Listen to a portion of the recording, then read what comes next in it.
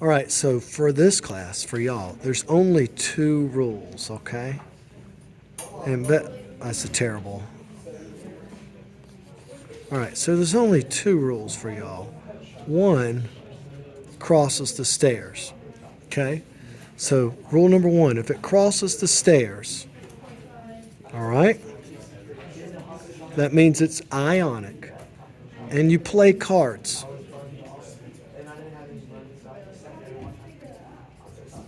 Okay?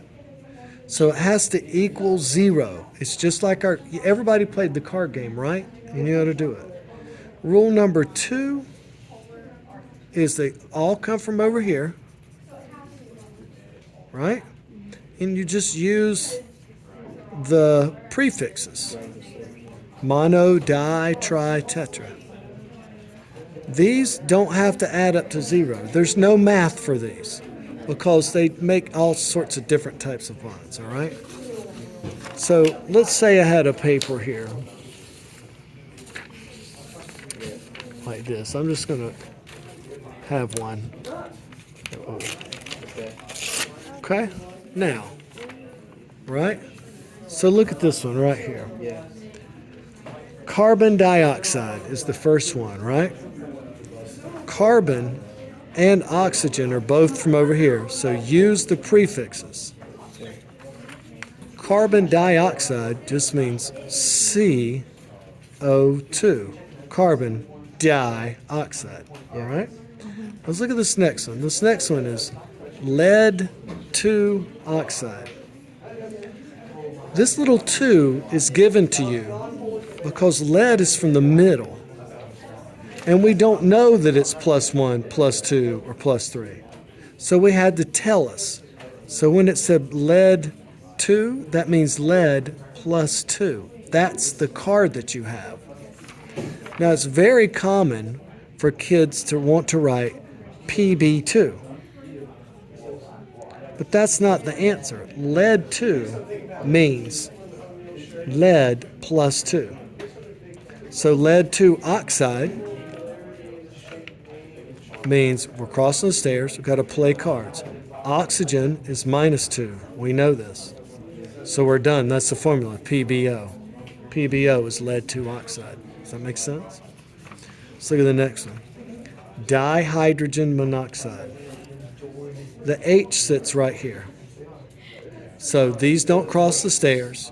Use the prefixes H2O, dihydrogen monoxide, right? It's either this or that, okay? Chromium 1 sulfate. Chromium 1 means chromium +1. So now we have to play cards. Chromium's over here. We're crossing the stairs. Sulfate is SO4 -2. How do we know that? You just look it up. It's on that sheet. It's on page 7. How many chromiums would we need to cancel out this sulfate? 2. That's right. So this formula is Cr2SO4. We're only doing one thing or the other. Cr2SO4. Beryllium phosphate. All right, beryllium's over here. So we got to cross the stairs. We got to play cards. Beryllium is +2. Phosphate is PO4 -3. All right, this is a hard one. We got to bring them both up to 6. So we got 2 of these guys. And we need 3 of these guys. That's the only way they can cancel out. With me on that math? So this is BE2, PE3, PO4, 2. So here we go. Let's choose one down here. Phosphorus tetrafluoride. They all come from over here. Just use the prefixes. Phosphorus tetrafluoride. That's the tetra. All right? Let's try some of these on the back. We have to go the other way. All right? This is mercury, and that is sulfate. Mercury sulfate crosses the stairs. So we don't use any prefixes. You just write mercury sulfate. In reality, you should write mercury 2 sulfate, but in this class, we're not doing that, okay? So here's one, though, that's different. Si2O2. Si and O are both from here, so we have to use the prefixes. Disilicon dioxide. Here's carbon and oxygen. They both come from over here, so we have to use the prefixes. Carbon monoxide. Sulfur and oxygen both come from over here, so we have to use the prefixes. Sulfur dioxide. But look at 39. That's lithium. Lithium crosses the stairs.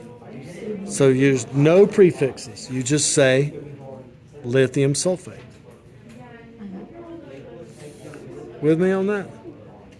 You guys do not need to use the Roman numerals when you're naming these.